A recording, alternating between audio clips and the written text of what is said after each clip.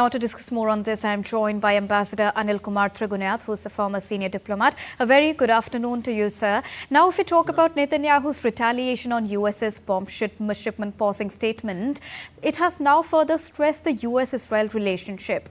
However, earlier Israel was optimistic about solving the issue behind closed doors. How do you in particular look at this stressful development? Well, I think that the United States has made the right call, because we have seen the death and destruction that is happening of the ordinary civilians in Gaza.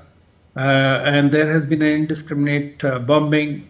And again, more and more arms, ammunition, and the aid have been pumped in by the United States, which has been the sole guarantor, basically, of the Israeli security in the region. And that is what drives their policy in the region. If you, to be basically, I say, about Biden, when he came for the first time, he had warned Netanyahu about this on October 9th, I guess, that this kind of, they had a bad experience themselves about it in Iraq and elsewhere.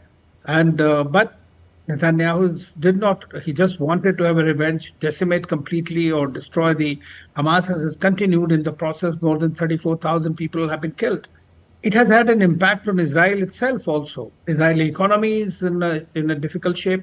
It's a lot of people have been displaced from different parts in the north and other places. And so it is not that the Israelis are not worried about, apart from the hostages that the Hamas is still holding.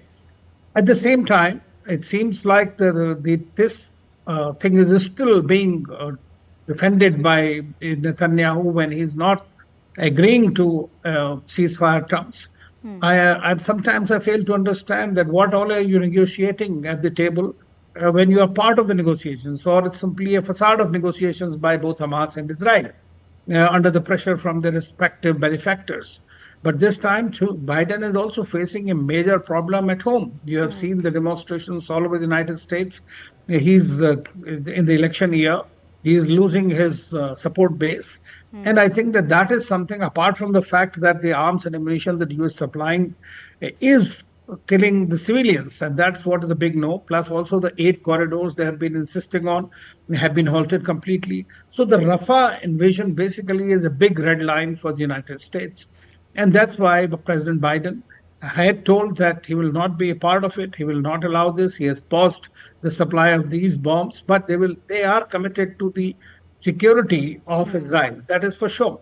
Because of which, whether it is the Iron Dome or others, they will continue to provide assistance in that regard. And US is the major guarantor of Israeli security in that sense. So I see that there is a great disenchantment in the US about Israel. Initially, they thought that it will be a quick victory, but it's already more than 7 months now. So obviously, the United States is not happy about the situation and is answerable to the people as well as the international community.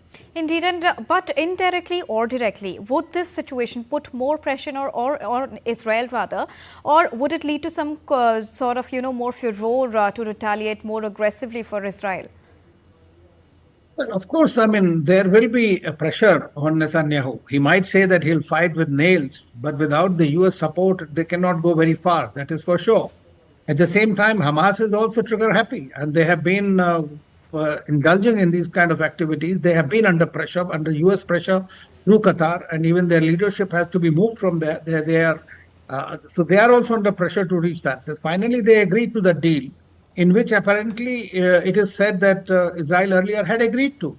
But now they've gone back because there are 2 things in this. One is a fight against Hamas, to destroy Hamas, and second is his own domestic constituency, which is also increasingly getting disenchanted by him. We are seeing it through the protests, demonstrations that are happening in the country.